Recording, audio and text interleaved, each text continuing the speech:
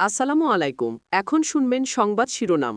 তেলের জন্য পাম্পে পাম্পে ঘুরে নাজেহাল চালক মালিক, সিরিয়ালের চাপে আশপাশের এলাকায় তীব্র যানজট। বাড়তি খরচ মেটাতে $200 কোটি ঋণ দরকার বাংলাদেশের। মে মাসের মজুদেও সমস্যা হবে না, দাবি জ্বালানি বিভাগের। দুদিন পর আবারও বাড়ছে হামি সংক্রমণ, আজও 3 জনের মৃত্যু। সোমবার থেকে সারা দেশে টিকাদান কর্মসূচি। সশস্ত্র বাহিনীকে রাজনৈতিক বিতর্কের ঊর্ধ্বে রাখতে চায় সরকার, সংসদে প্রধানমন্ত্রী। 6 মাসের মধ্যে হেলথ কার্ডের আওতায় আসছে 5 জেলা। এতক্ষণ শুনছিলেন সংবাদ শিরোনাম, এবার বিস্তারিত। জ্বালানি তেলের সংকট আরো প্রকট হয়ে উঠছে। বিশেষ করে পহেলা বৈশাখের ছুটির পর সংকট আজ আরও তীব্র আকার ধারণ করেছে। সকাল থেকে সরবরাহ শুরু হলেও ভোগান্তি কমেনি। দীর্ঘ লাইনে দাঁড়িয়ে ঘন্টার পর ঘন্টা অপেক্ষা যান চালক ও মালিকদের। পাম্পের লাইনের চাপে সড়ক জুড়ে তৈরি হচ্ছে তীব্র যানজট।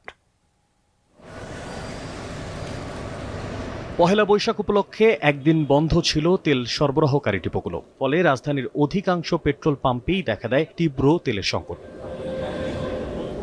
বুধবার সকাল 8:30 থেকে ডিপো থেকে তেল সরবরাহ শুরু হলেও পাম্পগুলোতে তেলের গাড়ি পৌঁছাতে লেগে যায় কয়েক ঘন্টা।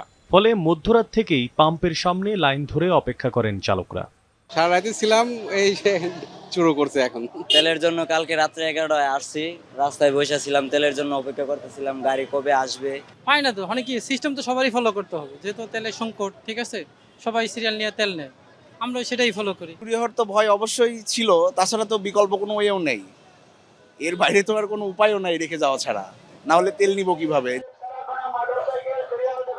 সরকারি হিসেবে রাজধানীর পাম্পগুলোতে প্রতিদিন প্রায় 9,500 লিটার তেল সরবরাহ করা হচ্ছে, কিন্তু প্যানিক বাইং এর কারণে তা শেষ হয়ে যাচ্ছে কয়েক ঘন্টার মধ্যেই। ফুয়েল অ্যাপ চালু হলেও তাতে রয়ে গেছে নানাবিধ সমস্যা। আর এই অবস্থায় জ্বালানি সংগ্রহ করতে গিয়ে ভেঙে পড়ছে মানুষের দৈনন্দিন রুটিন। সারা রাত এখানে বসে থেকে যদি তেল না পাই, ওরা ফাওয়াইসা নিয়ে যাবে এমনি করে। আর এখানে তো ভাই কিছু আছে ভাই ব্যবসায়ী, ওরা আমাদের এগুলা সিরিয়াল ওভারটেক করে এই গাড়িগুলো ঢুকা দিতেছে। তাহলে আমরা এই যে সারা রাত তেল কষ্টটা করতেছি, তাহলে এটা কি জন্য করতেছি? তেলের সংকটের কারণে পাম্পগুলোর সামনে দীর্ঘ লাইনে দাঁড়িয়ে থাকা যানবাহন দখল করে নেয় সড়কের বড় অংশ। এতে সৃষ্ট হয় তীব্র যানজট, ব্যাহত হয় সাধারণ মানুষের স্বাভাবিক চলাচল, ভোগান্তিতে পড়েন সাধারণ মানুষ। রাজধানী নিকুঞ্জের ফুয়েল স্টেশনের গাড়ির সারি পৌঁছে যায় এমইএস পর্যন্ত। এতে ভেঙে পড়ে সড়কের শৃঙ্খলা, বন্ধ হয়ে যায় ফ্লাইওভারে ওঠার মুখ। একই অবস্থা দেখা গেছে বিজয় সরণির ট্রাস্ট ফিলিং স্টেশন ঘিরে। সেখানে যানবাহনের সারি পৌঁছে যায় জাহাঙ্গীর গেট পর্যন্ত। তীব্র যানজট ছিল মহাখালী বাস টার্মিনাল ঘিরে। সেখানকার ফুয়েল স্টেশনের সিরিয়ালের কারণে এই যানজট। তেলের পাম্পে যে এত বড় একটা লাইন, সেই লাইনের ক্ষেত্রে এই জ্যামগুলো বেঁধে রয়েছে। যেখানে যেখানে যে পেট্রোল পাম্প আছে ওখানেই যে জ্যাম, প্রচুর জ্যাম, আমার বুক করতে হইতাছে। তেলের যোগান বাড়ানোর পাশাপাশি যানজট কমানো ও সড়কে শৃঙ্খলা বাড়াতে ট্রাফিক বিভাগের সক্রিয় পদক্ষেপ দাবি করছেন নগরবাসী। মশিউর অনিক, Jamuna news, Dhaka.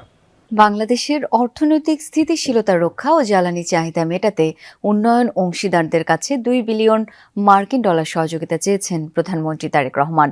Asia zero emission community এজেক প্লাস অনলাইন সামিটে অনলাইনে যুক্ত হন প্রধানমন্ত্রী। বলেন, জ্বালানি সংকট এরই মধ্যে বাংলাদেশের অর্থনীতিকে বিপর্যস্ত করেছে।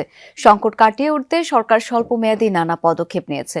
ঝুঁকিপূর্ণ দেশগুলোর জন্য অবিলম্বে সহায়তা প্রদান সম্মিলিত কর্মসূচি শীর্ষে রাখার আহ্বান জানান Tarique Rahman.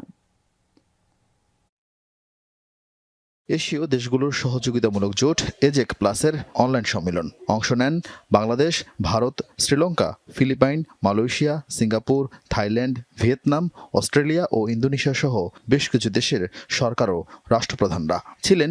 International energy agency ও এশিয়া উন্নয়ন ব্যাংকের প্রতিনিধিরা। জাতীয় সংসদ ভবন থেকে অনলাইনে যুক্ত হয়ে জ্বালানির কারণে দেশের অর্থনৈতিক চাপ তুলে ধরেন প্রধানমন্ত্রী তারেক রহমান। সংকট উত্তরণে সরকারের নেয়া স্বল্প মেয়াদী বিভিন্ন পদক্ষেপের কথা বিশ্ব নেতাদের জানান তিনি। The energy crisis has already disrupted Bangladesh's economy. In response, we have taken a range of short-term measures to contain the impact. These include demand-side management, through rationing of government office and market hours. ঝুঁকিপূর্ণ দেশগুলোর সহযোগিতায় আন্তর্জাতিক সম্প্রদায়কে ইতিবাচকভাবে সাড়া দেওয়ার অনুরোধ করেন প্রধানমন্ত্রী। বলেন, কোনো দেশই একা এই সংকট মোকাবেলা করতে পারবে না। The situation before us demands urgency, stability, solidarity, and decisive action, Excellencies. Immediate support of the most vulnerable countries must be at the top of our collective agenda. Bangladesh is seeking mobilize $2 billion from development partners to meet our immediate energy needs and safeguard our economic stability. We urge the international community to respond swiftly and positively to this call. পরে প্রধানমন্ত্রী পররাষ্ট্র বিষয়ক উপদেষ্টা হুমায়ুন কবির বলেন, সামিটে বাংলাদেশ তার প্রয়োজনের কথা জানিয়েছে। এশিয়া প্যাসিফিক প্ল্যাটফর্ম থেকে একটা রেজিলিয়েন্স ফ্রেমওয়ার্ক বিল্ড আপ করতে পারি, যেখানে ফাইন্যান্সিয়াল সাপোর্টও থাকবে, পলিটিক্যাল সাপোর্টও থাকবে। আমাদের মাননীয় প্রধানমন্ত্রী ফ্লোট করেছেন এই সামিটে বাংলাদেশ around $2 billion ইন্টারন্যাশনাল পার্টনারদের কাছ থেকে। এখানে মানে আমরা হাত মাতাইতে যাইনি। We are also providing a financial framework for people to look at. আমরা একটা হিসাব ওখানে প্লেস করছি। জাপানের প্রধানমন্ত্রীর আলোচনার এই উদ্যোগকে স্বাগত জানান বাংলাদেশের প্রধানমন্ত্রী তারেক রহমান। আরিফিন শাকিল, যমুনা নিউজ, ঢাকা। জ্বালানি তেলের বর্তমান মজুদ অনুযায়ী শুধু এপ্রিলই নয়, মে মাসেও কোনো ধরনের সমস্যা হবে না বলে দাবি করেছেন জ্বালানি বিভাগের যুগ্ম সচিব মনির হাসান চৌধুরী।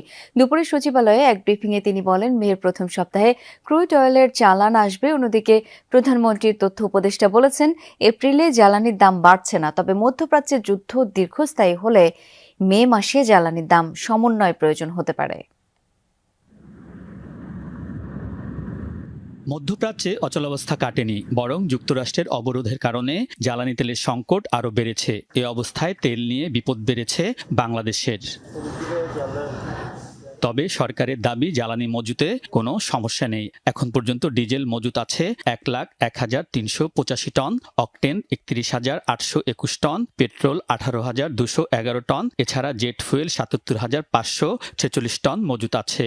এতে আগামী 2 মাসে সংকট হবে না বলে দাবি জ্বালানি বিভাগের মুখপাত্রের। তিনি জানান, বেসরকারিভাবেও 14 লাখ মেট্রিক টন জ্বালানি আমদানির অনুমোদন দেয়া হয়েছে। আমাদের এপ্রিল মাস তো বটেই, ইনশাল্লাহ মে মাসেও কোনো সমস্যা নেই। এটা আগে কিন্তু বলিনি, আগে এপ্রিল মাস পর্যন্তই বলেছি। ফলে আমি খুব কনফিডেন্টলি বলছি যে যুদ্ধ পরিস্থিতির গতি প্রকৃতি তো পরিবর্তন হচ্ছে। আমরা আমাদের যে প্রচেষ্টা অব্যাহত রেখেছি তাতে আমরা বিভিন্ন উৎস থেকে এটুকু মোটামুটি নিশ্চিত করেছি। মুখপাত্র দাবি করেন, ক্রুড অয়েল পরিশোধনে দেশের একমাত্র প্রতিষ্ঠান ইস্টার্ন রিফাইনারি বন্ধ হয়নি। হরমুজ সংকটের কারণে ক্রুড অয়েলের প্রথম কার্গো আসতে পারেনি, তবে দ্বিতীয় পার্সেল মের প্রথম সপ্তাহে আসবে বলে আশাবাদী জ্বালানি বিভাগ।